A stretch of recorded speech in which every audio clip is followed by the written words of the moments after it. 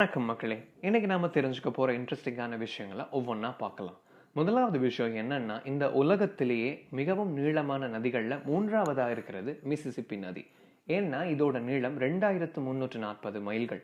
இந்த நீளமான நதியில ஒரு துளி தண்ணீர் அதோட மொத்த தூரத்தை 90 நாட்கள் எடுத்து தான் கடக்குது. ஸோ கிட்டத்தட்ட ஒரு நீர்த்துளி 3 மாசங்கள் டிராவல் பண்ணுது.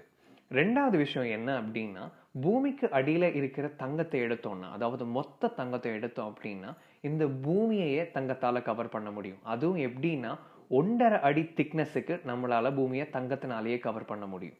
மூணாவது விஷயம் என்னன்னா, ஒரு குழந்தையோட இரத்த சுற்றோட்ட தொகுதியில இருக்கிற நாடி நாளங்கள் மற்ற இதர பாகங்களை தட்டையா வச்சு நீட்டினோம் அப்படின்னா அதோட நீளம் 60,000 மைல் அளவுக்கு போகும். இதுவே வளர்ந்ததுக்கு அப்புறம் அளந்தோம் அப்படின்னா 1,00,000 மைலுக்கு அங்கால கூட போறதுக்கான வாய்ப்புகள் இருக்கு அப்படின்னு சொல்றாங்க. அடுத்த வீடியோவில் சந்திப்போம். அதுவரை நல்லதை சிந்திப்போம். நன்றி மக்களே.